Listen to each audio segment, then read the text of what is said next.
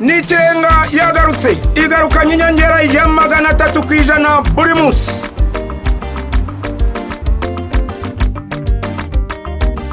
Umunyenga muri kajugujugu kujyana muri hoteli y'agatangaza ukarama amajoro 2 n'uwawe, ndetse ukaba wanatsinda amamiliyoni menshi buri munsi. Kandi akanyenyeri 141 akanyenyeri 1 urwego ugera ku muhigo w'umunsi, bityo wihesha amahirwe. Amategeko n'amabwiriza birakurikizwa. Airtel, umuyoboro wa telefone zigezweho. N'ikirenga yagarutse muri 2016. Ntabwo byoroshye kugira ngo umuntu ahita ahindura umwaka, ariko twagarutse nanone ntabwo twigeze duhindura imikorere yacu, ntitwigeze duhindura uko abafatabuguzi bacu bashobora kuba abanyamahirwe muri promotion yacu ya N'ikirenga. Reka nkubwire ngo hano hatambutse abantu benshi cyane batandukanye, ariko kuri uno munsi noneho tugarutse tuvuye mu kiruhuko kirekire cyane cy'iminsi mikuru. Ngira ngo mwatangiye iminsi mikuru neza. Uraho neza? Uraho. Amakuru yawe? Amakuru ni meza. Umwaka urangije neza? Umwaka warangiye neza, nta kibazo. Dutangiye n'undi amahoro, nta kibazo.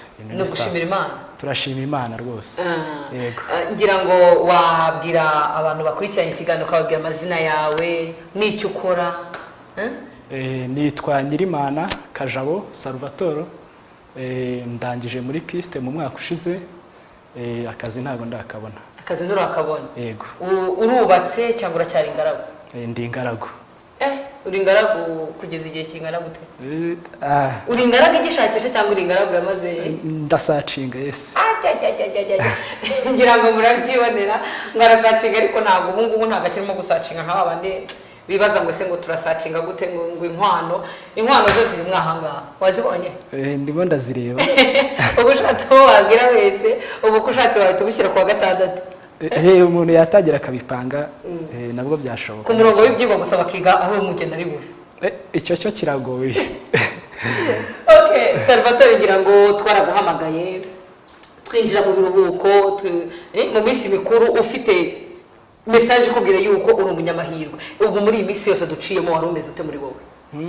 Nahoraga ndeba kuri telefone nibaza ese ya nimero kitarongera kumpamagara, ariko nkavuga ntibyari byo byose, reka ntegereze iminsi mikuru ivemo uko byagenda kose. Telefone nayishyiraga ku ruhande, ubundi nkavuga nti ntago nzagira njya kure ya telefone yanjye, reka ntegereze anytime. Ntago watekereje se ngo uvuge uti byibuze n'abateka mutwe bamamagaye ko tutigeze twenda kuguhamagara muri iyi minsi yose?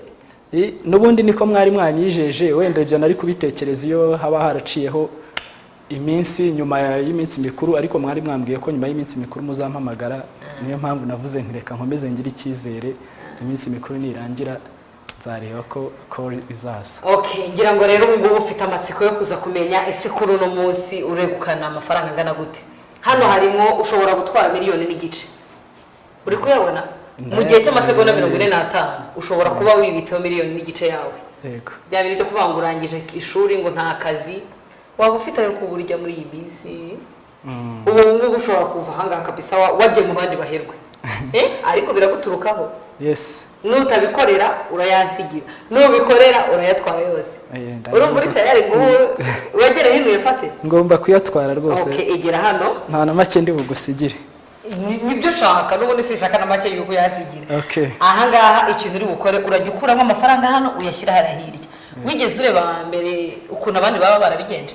Yes, narebyeho uko byagiye bigenda. Okay, nizere ko noneho ntabwo bufite, ntabwo bigutunguye.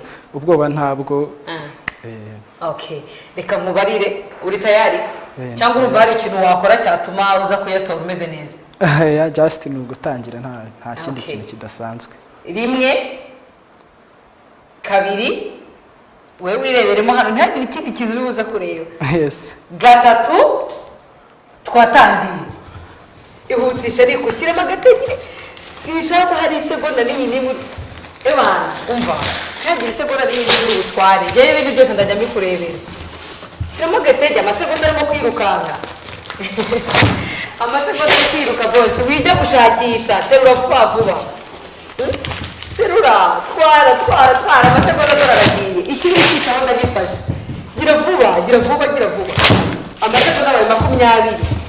shyiramo agatente kabisa twara cyane amasegonda arashize dore 12 yose irutishe twara kabisa kuramba bishoboye yose amasegonda dore 5 gusa stop amasegonda yagushiranye Batabi. ati datawe urumva umeze ute muri wowe Ndakeka ntazamuye uko nabyifuzaga. ntabwo uzamuye uko wabyifuzaga ntabwo gushyiramo agatege twara Hagira 45 ntabwo agezemo. Okay, reka tubare turebe umubare w'amafaranga ubashije kwegukana hanyuma turagaruka mu kandi gayi. Yes. Airtel, umuyoboro wa telefone zigezweho. Abatuye tumaze kubara amakashi yawe usanze wegukanye amafaranga n'iki? Ibihumbi 951. Urumva mu mutima se bimeze bite? Urumva byishimiye, urumva bimeze bite? Mu mutima ni ibyishimo ariko rero numvaga ko haburaga akantu gatoya ngo nuzuze wa mubare nyawo hariho rimwe n'amazera 6 basi. Ariko ntiwandenganye. Ya rwose ntago ari ngiye bagufatiye. Igikorwa cyari icyanjye. Buriza ko mu burenganzira ukanga uruti wa ntorera. Wasanga byari kujya no munsi nta wandi. Ntago bishoboka. Ntago bishoboka nari kukwereka uburyo ngenda ari kuyakuramo menshi cyane. Okay. Aha none ugira ikintu noneho utangariza abandi bantu abakenzi bawe abambega bakurikiranye ikiganiro babwire ubibiri banga ryuko byagenda kugira ngo nawe babanye amahirwe. Nta kindi ipfa kuba ufite umurongo wa Airtel umuntu utaratunga umurongo wa Airtel we namushishikariza kugira vuba agatunga sim card ya Airtel then agakina ino promotion ikirenga nta kindi n'ugukanda rimwe akanyenyeri rimwe kane rimwe akanyenyeri rimwe akadirishya ukemeza ubundi ugakurikiza amabwiriza nta rindi banga ridasanzwe ukabikora buri munsi uretse muri weekend indi minsi ukabikora kuva kwa mbere kujya kwa gatanu na weekend nayo bagomba gukomeza kuko iyo utabaye umunyamahirwe wo muri iki cyumweru tuba turangije ubu uzaba umunyamahirwe mu cyumweru kindi tuba tugiye gukomeza. Okay sava nta rindi banga niryo ngiryo nta no gukina ntuheme kudakina ngo gushyiramo amapose anytime hari gihe nawe uzabagera. Reka rero noneho tugushyikirize icyemeza yuko aya ngayo ari amafaranga yawe bashije kwegukana kuri no munsi kandi tukubwira ngo felicitation tangiye umwaka neza kabisa. Murakoze cyane. Mu kanya gato rero tugiye kugaruka noneho tumenya umunyamahirwe wacu ninde munyamahirwe wacu wa mbere wo muri 2015 tureka twumve n'uburyo ari buze kubyishimira ubwo turagaruka mu kanya gato nyuma yo kwamamaza. N'ikirenga yagarutse igarukanye inyongera ya 300% buri munsi.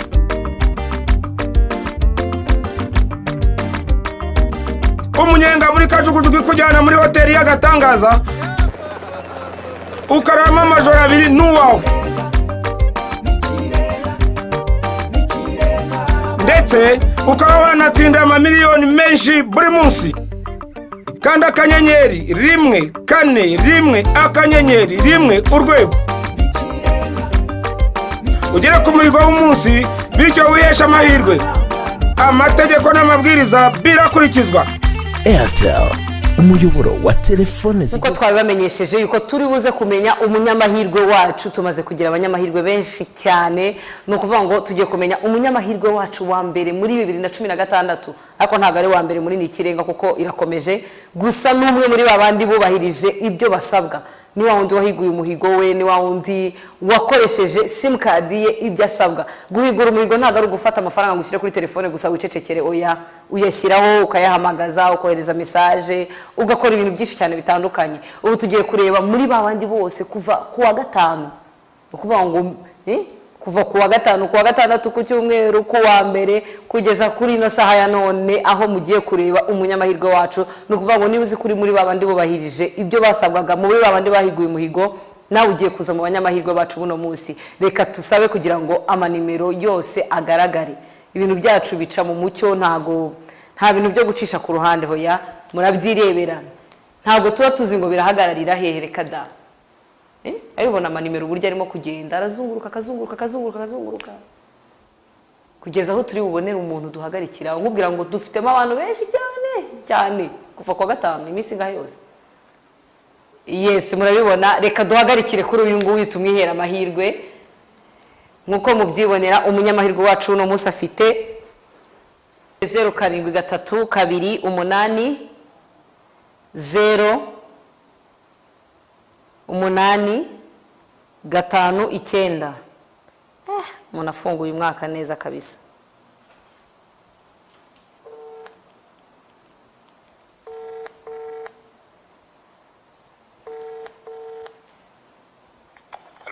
Halo?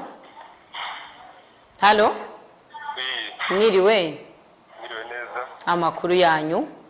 Neza. Umwaka mushya. Twese hamwe. Wawutangiye neza? Neza cyane rwose nta kibazo.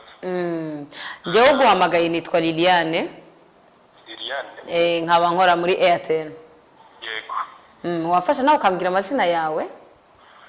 Amazina yanjye nitwa Jacques Sabenda yambaje. Jacques, mu buzima busanzwe niba atari ibanga ukora iki? Ubu nta kazi nari mfite. Ndacyashakisha. Acyashakisha? Urubatse se cyangwa uri ingaragu? Ndi ingaragu. Ingaragu y'imyaka ingahe Jacques? Imyaka 28. Oya nta kibazo, aho ngaho biracyafite igihe. Uracyafite imyaka yo gushakisha? Ndacyafite nk'ibiri cyangwa 3. Ibiri cyangwa 3 yonyine? Okay. Ikibura se ni iki? Ni inkwano? Ndacyashakisha ntago bari baboneka. Ntago araboneka? Kuri uno munsi rero ngende ndumva ngufitiye inkuru nziza. Amuboneye? Namukuboneye. Ni byiza cyane. Uza hana aturutse? Reka? Aturutse muri Nikirenga. Muri Airtel turi muri promotion ya Nikirenga, hari ikintu waba uyiziho? Ndayizi. Uyiziho iki? Ni promotion Airtel yashyizeho ku bafatabuguzi bayo. Noneho umuntu ashiramo akanze akanyenyeri 141. Yego. Akanyenyeri 1 urwego. Noneho ukaba winjiye mu bantu nyine mu irushanwa. Ubwo si ibyo ngibyo nibyo bihita bikwinjiza mu irushanwa cyangwa hari ibindi usabwa kugira ngo winjiremo? Ngikomeza. Iyo umaze kubikora ubwo nyine baguhereza bakubwira ati ufite intego yo gukoresha ku munsi wenda n'amafaranga ya naya. Noneho wawe ukayahamagaza ubwo ya ntego yigezeho ubwo nyine uba winjiye mu irushanwa. Okay. None gutsindira ibihembo harimo amafaranga, Yego. mu ndege n'ibindi. Ubu rero nyuma y'uko rwose wiviriye mu minsi mikuru isoza umwaka, ndagira ngo nkubwire ko ari we muntu ubashije kuba umunyamahirwe wa mbere muri 2016. Ntibishoboka kandi byashobotse. Murakoze cyane. Jacques, ku munsi w'ejo tuzaba turi kumwe. Yego. Aho uzaza gushikirizwa amafaranga yawe. Yego. Ariko mbere yuko dukupagira nk'ikintu watangariza abantu, bumve bamenye n'ibyishimo ufite. Icyo natangariza abantu cya mbere ni ugushimira Airtel. Nashimira serivisi zayo nziza ikomeje kutugezaho. Yego. Harimo n'iyo promotion nyine badushyiriyeho. Ndabashimira cyane kuko byaradufashije cyane. Ahubwo nkaba nashishikariza n'abandi bantu abakoresha Airtel bakomeze bayikoreshe, ikoresha bagure amasimukadi ya Airtel kuko maze kubona ko ari umurongo wa mbere mu kushingiyo. Okay. Yes, Jacques rero ngaho burimo guserebura nabo muri kumwe, hanyuma ku munsi w'ejo tuzaba turi kumwe aho uzaza gushyikirizwa amafaranga yawe. Ejo tumuzongera mu mpamagare. Yego, tuzaguhamagara tukubwira igihe watugereraho. Yego. Okay. Murakoze cyane rwose ndabashimiye. Urakoze nawe ngaho ukomeza ugira umugoroba mwiza. Yego, murakoze namwe akazi keza. Yes, uwo nguwo rero ni Jacques, akaba ari we ubashije kubimburira abandi muri 2016, ariko nkubwire ko promotion yacu ntabwo irarangira, iracyakomeje, turacyafite iminsi. Wowe utarayitabira cyangwa utarayisobanukirwa, icyo nakubwira cyo urimo gucikanwa. Ikintu usabwa ni kimwe, nuko uri ku murongo wa Airtel, warangiza ukareba umuhigo wawe w'umunsi. Umuhigo w'umunsi nta bundi buryo ubumenyamo, na akanyenyeri 141 akanyenyeri 1 urwego yes. warangiza wamara kumenya umuhigo wawe ukawuhigura. Kuwuhigura ni ukohereza message, ni ukwandika, ni uguhamagara, ni ugukoresha kuri internet, ibintu bitandukanye. Ushobora no kugufataho amafaranga ukayashyiraho, warangiza ukoherereza umuntu cap icyo abantu bamenyereye cyo kohereza amayinite ku bandi bantu, hanyuma nawe ukategereza kuba umunyamahirwe wacu. Reka tukubwire ngo ku munsi w'ejo we niwe tuzahamagara.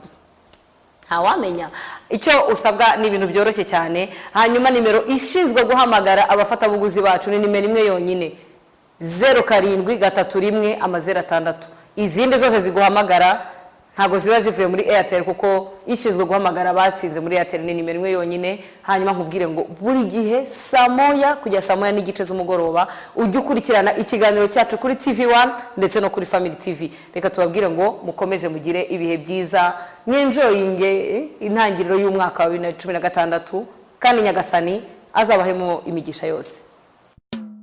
N'ikirenga yagarutse, igarukanye inyongera ya 300% buri munsi.